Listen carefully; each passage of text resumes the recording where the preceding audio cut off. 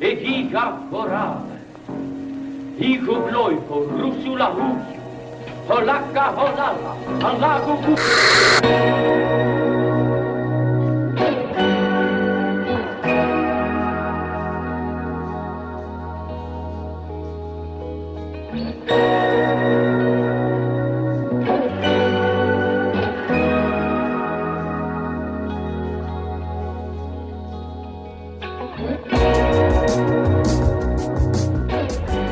Howdy, and welcome back to, in the words of our late great host, America's favorite half-hour film and program, Film and.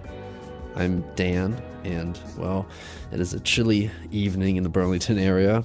Over the past couple of days, the chills of winter have really set in. It feels crazy that the semester started with these sunny 80-degree days and only, 2.5 months ago. And now, here we all wearing jacket upon jacket to bear the cold and make it to our night classes that really feel like night classes now because, the sun is setting at 4:30. But anyways, this week I was thinking a lot about how much I've done this semester. It's been a busy one, it has. I'll admit it, I've been pretty strung out trying to keep everything together, even the show. But, obviously, when I'm this busy, I'm not just talking about in life, but in exposure to new films. I've been lucky enough to actually take a slate of classes this semester that has really just opened me up even further to just some cool, crazy, obscure films.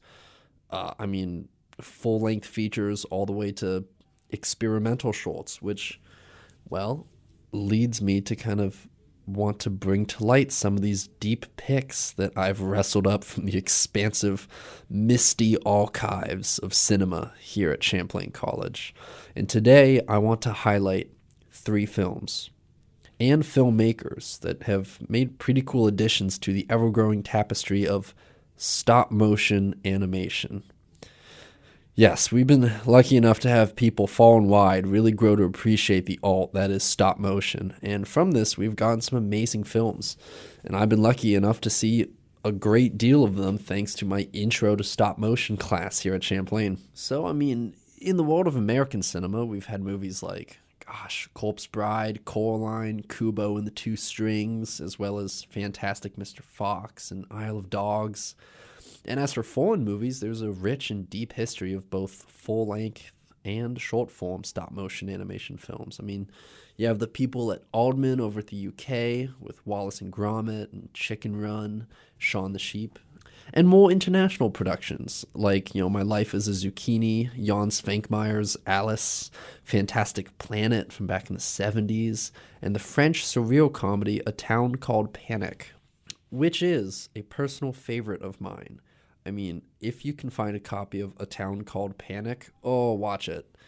It's beautiful, unique, inventive, and it's just taking every ounce of strength I have right now not to spend the entire episode talking about this film. This is one me and my sister watched together, and it's amazing. And getting back to the 3 films I'm going to talk about today, not only do these 3 films deserve to have light shown on them, but I want to talk about the artists behind them as well and how they came to be. So let's get into it. Starting off, I want to talk about the 1955 film Journey to the Beginning of Time, directed by Karel Zeman. It's a color Czechoslovakian science fiction adventure film directed by Karel Zeman, produced using a combination of 2D and 3D models. I'll say it was the first of Zeman's productions to include actors in conjunction with stop motion and special effects, one of the first movies to do it at the time. Again, we're talking mid-50s. Early on in the world of stop motion, or at least in the way we would learn to perceive it in full-length feature films. Big success abroad when it came out. They kind of dropped a slightly reshot and redubbed sort of English version of the film, which was shown in America. One of the only films that Karel Zeman, again, Czechoslovakian, working behind the Iron Curtain at the time, during the Soviet Union era of the 20th century. this is really the only big film that actually reached out to kind of international audiences, especially American audiences. I mean, in New York City alone, the film was screened in 96 cinemas at a time. And since then, no Czech movie has ever managed to do that, before or after. I mean, a groundbreaking film for Czechoslovakia. Even Steven Spielberg, also has mentioned the picture, saying that a lot of its features were pretty incredible for the time and took some inspiration when he was looking at creating a certain little film he made called Jurassic Park. Essentially, the story involves 4 teenage friends who take a rowboat along a river of time that flows into a mysterious cave and emerges on the other side onto this strange primeval landscape. Literally being a linear journey to the beginning of time. And the final destination, you're going to have to watch it and see where they end up for yourself. But, at the time, I feel like America had become enamored with more of the work of Ray Harryhausen, the stop-motion animation that you see with, like, Beast from 20,000 Fathoms in movies of the time. And this is often considered a more educational piece of film. The plot is really just 4 boys rowing down the river and seeing history unfold in reverse. And it's more a film to marvel at, I guess, and appreciate the atmosphere that Zeman crafts to show the audience the progression that our planet, our home, has gone through over hundreds of millions of years. I feel like, it's this sense of amazement that the audience feels right along with the 4 boys that makes this such an impactful watch for me. And while the displays, of mammoths and dinosaurs are some of the most memorable and showy, the small, intricate uses of animation just within the environment of the film makes for just a really immersive watch. An early example of the many more films that Zeman would go on to create. And yeah, what about Zeman? He was born in 1910 in, at the time, Austria-Hungary. This is before World War I. And at his parents' insistence, he actually studied business, going into high school and college. And eventually in the 1920s, he went abroad to France and started working at an advertising company where he actually was first exposed to stop-motion animation. This is actually where he first filmed an ad for soap. That was his first project as an animator. He returned to his home country, which was now late 30s, Czechoslovakia, and he had traveled Northern Africa at the time, all of Europe, and he just learned to become a very worldly person, but he was sadly unable to escape his country for the duration of World War II due to the Nazi occupation of his country. So, throughout the war, he worked in an advertising company, and he eventually actually transitioned near the end of the war to animation, and he actually was able to, and people cite this as a very important moment for him, work under Hermina Turlova, and she has long been considered the mother of Czech animation and really a lot of pioneering movements in animation for the country. His time with her into the post-war era was the beginning of Zeman's work with his new techniques and genres. And by 1955, we come to Journey to the Beginning of Time, one of his first big statements as a filmmaker. He was heavily inspired by Jules Verne, which would show much more in his next film, Invention for Destruction, crafted and animated to kind of capture almost exactly how the illustrations of those classic Jules Verne's books looked. And Journey to the Beginning of the Time also just follows these 4 boys who, after reading Journey to the Center of the Earth, the Jules Verne book, think to themselves, why can't they themselves find the same adventure out there? That's the true beauty of this film for me. At the beginning of this era of bigger budget, full-length feature films that incorporated stop motion, this film captures, almost like a time capsule, the innocence and initial wonder of the art form for the audience. And the characters in the film see this world and are in awe. And so am I. It makes for a truly timeless watch. And I guess there's no good way to do a halfway break. So we're going to take an early, quick PSA break right here. But when we come back, I'll discuss my stop motion deep pick number 2, directed by what some call the greatest, perhaps most important animator of all time. All right, everybody in the car, let's go. What are we gonna do first when we get there, Mom? Go for a hike? Sure. What about canoeing? Can we go canoeing too? I don't see why. How long does it take to get to the forest? It's not that far, sweetie. Are we there yet? Yep, we're here. Already? It's a short drive from your neighborhood to your naturehood. Visit discovertheforest.org to find a neighborhood park or green space near you. Brought to you by the Ad Council and the U.S. Forest Service. Running late to class but still need that morning caffeine or hot breakfast to start your day out right? Download the Bite app by Sodexo and place your custom order for fast, easy pickup at Zyme. Open 8:30 a.m. to 3 o'clock p.m. Mondays through Fridays. All right, welcome back. We are talking about stop motion films. And 3 examples that I've pulled from the deep bag of cinema history. And in the case of this second film, it is a short film from what, again, some people say is considered by many to be not just the best animator of his era, but the best of all time. And this is a quote from the Washington Post. But we are talking about the Soviet/Russian animator Yuri Norstein. Yuri Norstein, back in the day, a prolific and complicated animator who slowly built his way to a period of prolific creative expression in the 1970s. He was born to a Jewish family during his parents' evacuation of Moscow in World War II, and he eventually studied at an art school when he got the chance and found employment at Sawyer's Multfilm, which is, the Soviet animation studio. And in the early 60s, he began to just be a resident animator for about the rest of the decade. And eventually, he was offered to direct his own film entitled 25th October, The First Day, in 1968. And he started, in this directing career, sharing directing credit at first, but eventually he grew into his own. And as the years went by, he delved further into his own work, his own concepts, and a critical audience began to take notice. As he did this, it was really noticeable that his animation style became much more complex and experimental, really pushing the boundaries of subject material, physicality, and just these new filming styles to add realism to his projects. And this brings us to 1975 and his seminal work, Hedgehog in the Fog.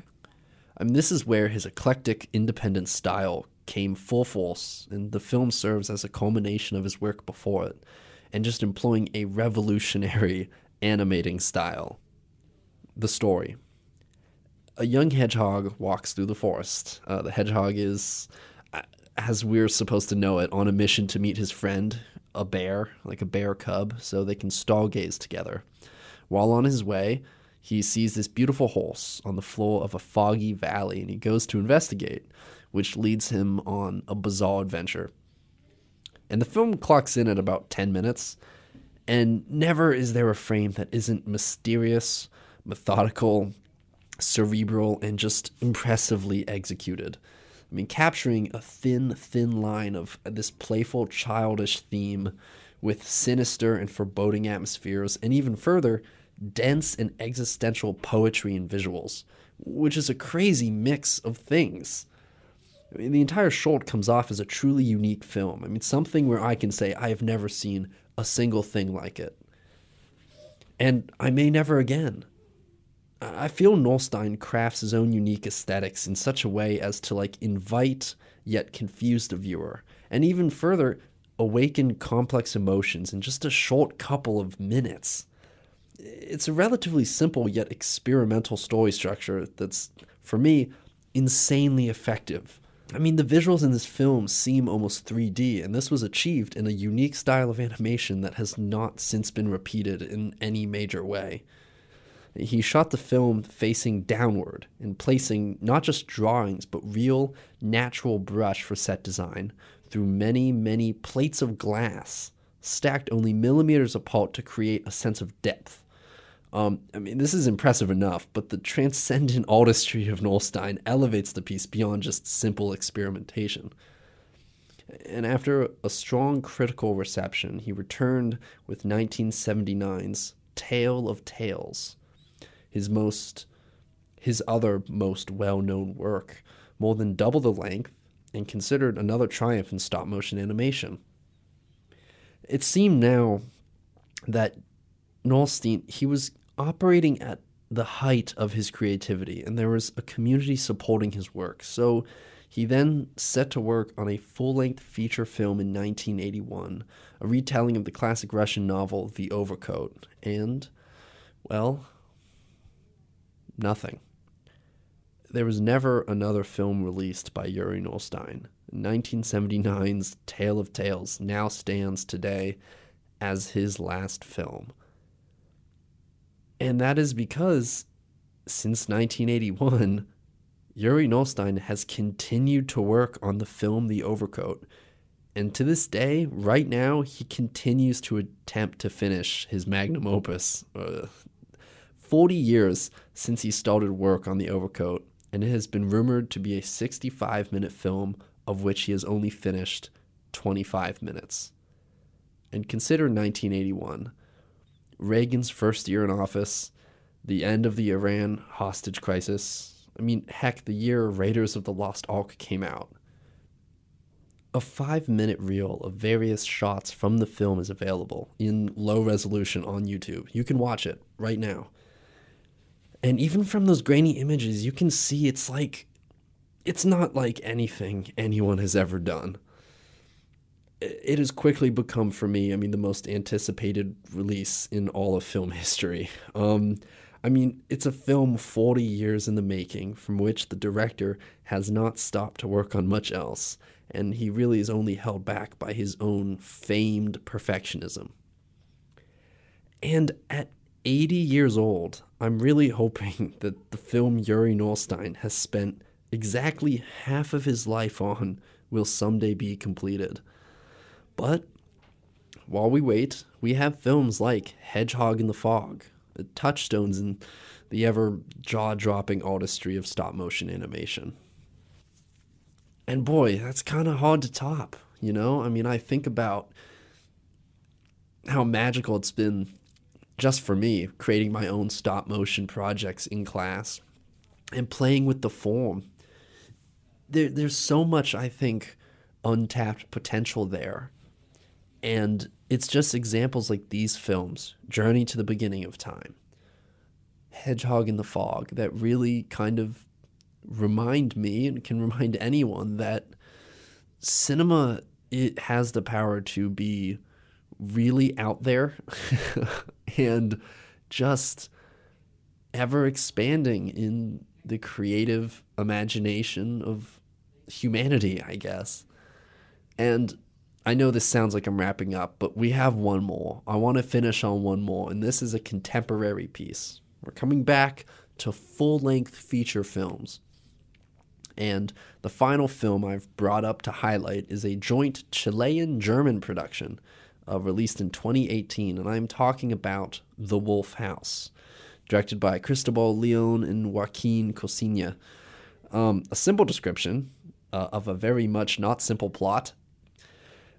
The film follows Maria, a girl from a sectarian cult-ish community, tyrannically mastered by a German religious fanatic who would turn the place into a torture center at the service of a military dictatorship.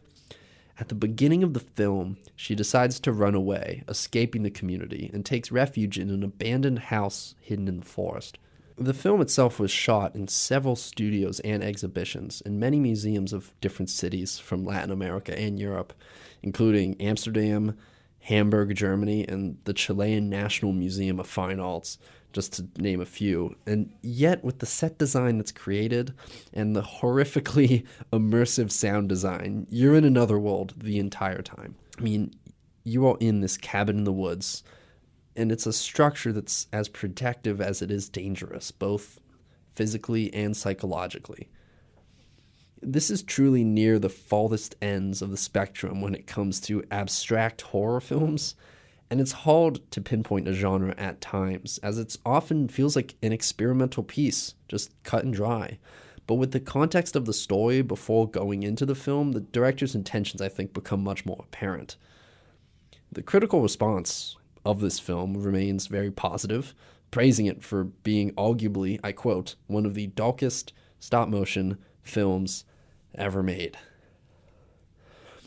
And the directors, Cristobal Leon, finishing a bachelor's degree in design at a university in Chile, obtaining a grant from the German Academic Exchange Service in 2007, leaving for Berlin on a one-year program in 2009, coming back to be a participant in various alt shows and just beginning to create these works very similar to the style of the Wolf House of stop motion animation. And Joaquin Cosina doing the same, essentially working a bachelor's degree in fine arts at Universidad Católica de Chile, also participating in various exhibitions throughout Chile and abroad, working as a writer, illustrator, and backdrop designer for the theater. And, in many projects, Leon and Cosina worked together with the filmmaker Niles Atala, sharing roles in the production and post-production of their film animations. And they all three kind of act as directors, screenwriters, cartoonists, photographers, editors, really kind of the jack of all trades, working in a very independent route with the film. And what's so amazing about their collective style is it's this combining of drawing, sculpture, and stop motion techniques that they end up creating this body of art pieces that contribute a lot with their own language to cinematic expression and thinking. And this is all stuff you can read up on Wikipedia. This is kind of just the rundown of their style, but it's after collaborating in the beginning on these couple shorts in 2010, 2012, the two, they set out on a 5-year production journey to create their full-length debut with the Wolf House. And, every hour of work is shown and poured out on the painted, splintered walls of the film. The depiction of character and location is so abstract, it's almost hard to talk about, at times, but everyone exists in the film as essentially amorphous physical beings, changing vessels constantly, whether it's a face painted on a wall or as paper mache figures puppeted around, or even as sticks collected from outside. It is employing so many radically different materials for the film. It's a treat to watch the story unfold merely because the eyes have no idea what to expect next. And it's this tension of what next, that really enforces the horrific and thrilling elements of this film. And it will stand, at least for me, as one of the most unique stop-motion projects of the 2010s, hands down. And, well, those are my 3 main projects, the stop-motion films that I wanted to highlight. And again, not just the films, but the artists themselves and the journey they went through to create these films, to show to people and have this be their statement in the world of stop motion. So I hope you check these films out. They are free in many different places. The Wolf House, obviously being a more contemporary piece, is a bit harder to find, understandably. But overall, I think it's always good to remember stop motion, the history of it.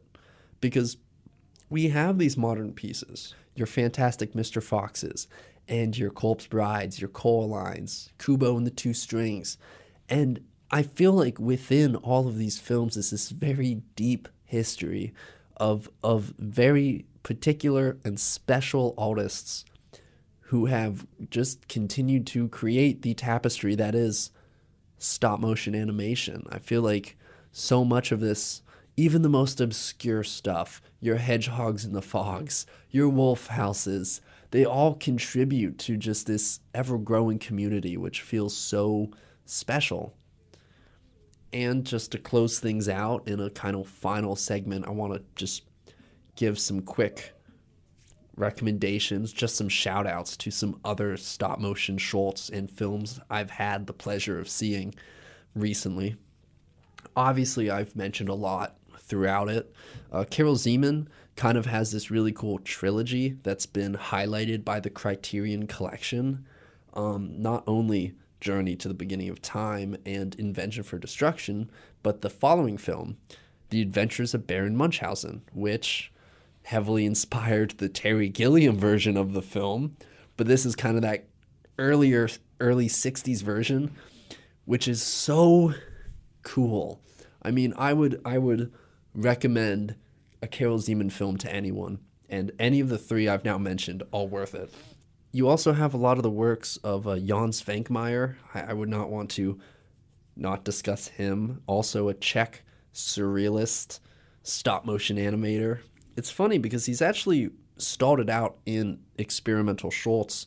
I actually found him years ago randomly by finding his film Dimensions of Dialogue on YouTube, completely by random. I don't even remember how I found it. It wasn't in class. It wasn't inspired or recommended. It just kind of popped up, and I was like, what the hell is this?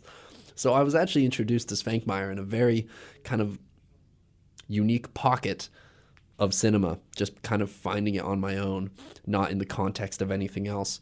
And this semester, I've actually not only seen his work within my stop motion class, but also in my experimental moving image class. So I've been seeing a lot of Svankmajer. He has been kind of a mainstay in my diet of film this semester. And there's a lot of really cool ones, like Darkness, Light, Darkness. That's one of his earlier shorts as well. But what's cool is that he actually transitions from out of making just these weird shorts to kind of doing these long, full-length feature films. Very similar to Carol Zeman from back in the day, combining real-life characters with stop-motion creations. The most famous of which, I think, being 1988's Alice, a take of Alice in Wonderland. But beyond that, you have his 1994 film, Faust, which looks insane. I haven't seen it, but it looks insane. As well as Little Odick, 2005's Lunacy, and even 2010's Surviving Life, and 2018's Insect.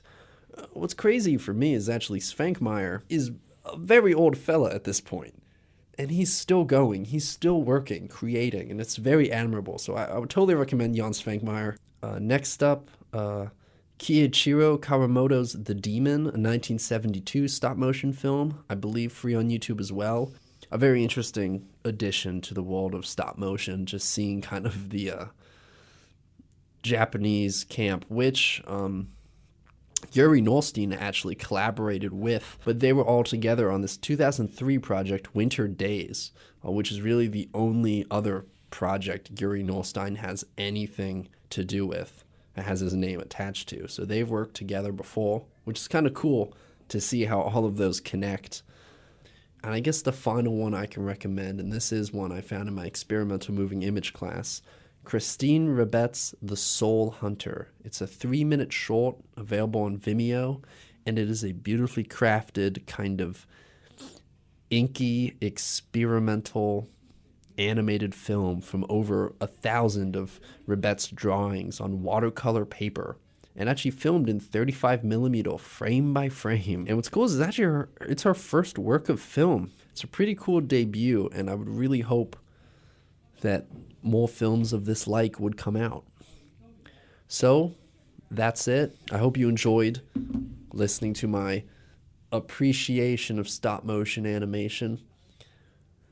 I looked up if there was an official stop motion animation appreciation day, and there's just Animated Movie Appreciation Day, which is October 28th.